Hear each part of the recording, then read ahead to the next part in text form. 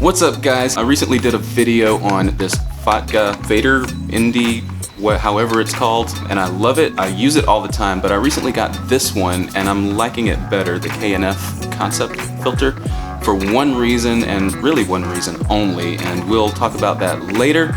But this one cost a little bit more and this one is obviously the cheaper of the two. Let's do a quick comparison, color contrast, where they fall apart, all that stuff. Same thing we did last time, and compare these two and see which one is right for you, but why is this one better for me? And I'll let you know that coming right up.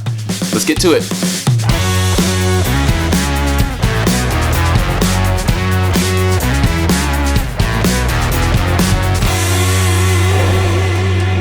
Alright, so we are here under the Cowan Bridge again. I love this spot because there's so many textures and so many neutral colors that we can test against. Also, we're here at the worst time of day. It's so bright over there, so not bright here, like direct sunlight from straight overhead.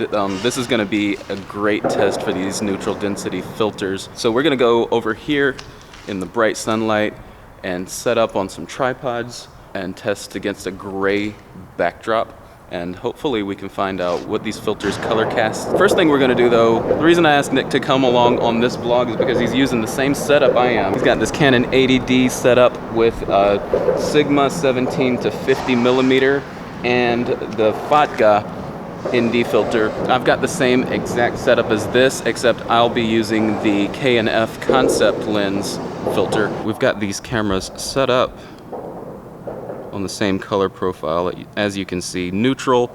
I tend to use cine style whenever I'm shooting, but Nick did not have cine style, so we went with neutral, and I just matched my color settings with his color settings. We're going to the last thing, turn these back on and make sure that our white balance is matched up. So I'll click that. I am on sunny. Let's get yours on sunny as well. And we're perfectly matched up. We're just gonna go over there where it's super blown out and set up on these neutral density filters and see what happens. But first, I need a close gate. Just like doing that, don't you? I just like doing that. We're set up against this gray concrete wall. We're both kind of set to the same thing right now. 50. Shutter speed 2.8, so we're shooting wide open right now. Let's change that. So let's see, I'm about 2 stops dark at f22. What's 11 from that? I'm at f11 and it's saying that I'm like a 1/4 stop too bright, which is fine for me. By the way guys, I made a full review on this filter, the Fotga Fader ND filter. And you can go watch that anytime. I will leave a link in the description where you can go watch that video. But for now, let's just get back to this. I'm gonna take the filter off my camera and see if there's any kind of color cast or anything going on with the K&F Concept. Nick over there, I'm a ad-libbing. rapper. Yeah, boy. No, I'm really not. Can't do it. All right, the filter's going off. There we go. Now let's see, how bright is that? That is incredibly bright. Moving this up. Ooh, direct sunlight is not fun for this.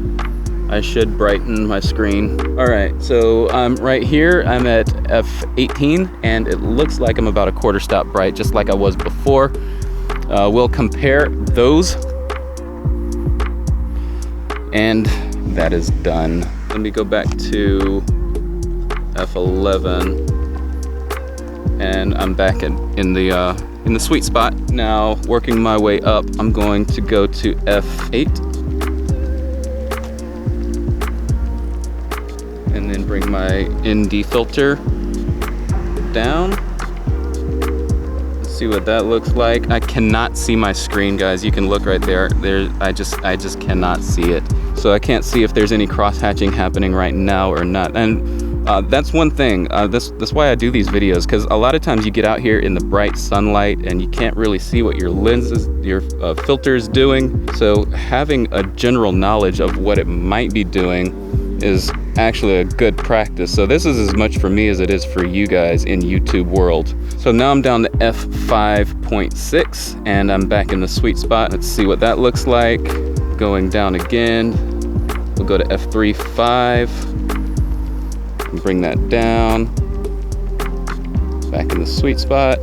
And now we'll go shoot wide open at f2.8. Bring that back down in the sweet spot. I'm sure there's a bunch of stuff going on right there, but we will take that back in the studio and see what it looks like.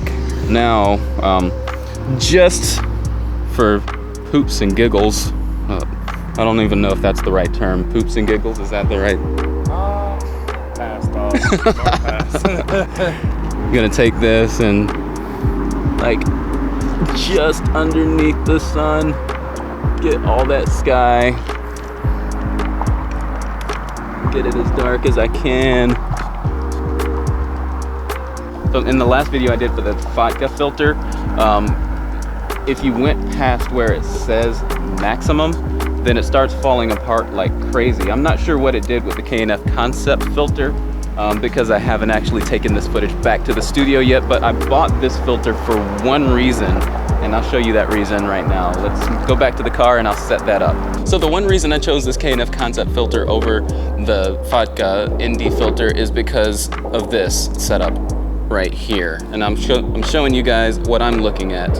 This is a teleprompter. And what I've got is my iPad connected to this thing, this plastic bed, and this is a special piece of glass that is like a 70-30 blend where it reflects 70% of what it sees and only lets 30% of the light go through. But when the ground is super bright like this, you can actually see a reflection of this Fotga filter if you look close enough on this screen right here. So whenever I'm doing videos and the talent needs a teleprompter to be out doing whatever, there's a very possible chance that you'll see a reflection from this red Fotga filter.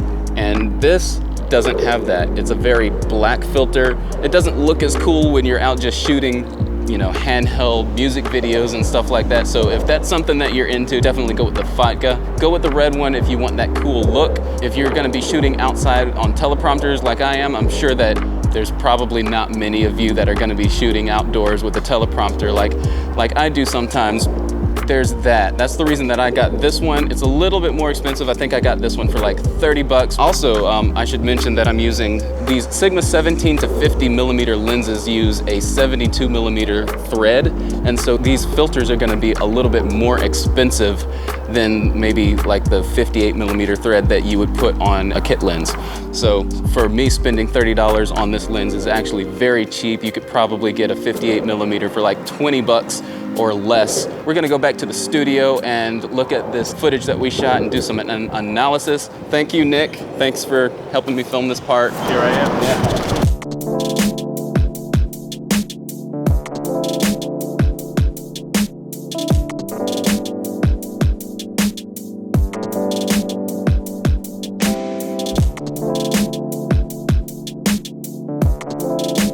Hey guys, I'm back and I did get to look at some of the footage and it looks like there is some color casting going on with that K&F filter.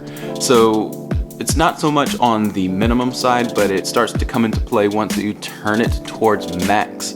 And the more you turn it towards max, the more that color cast comes into play, which is a pretty bad downside because you don't know how to color grade it until you get into your coloring suite. The good news is that it is only one color that you have to mess with, and then you can just adjust strength from there. Other than that, these filters are pretty similar in every way.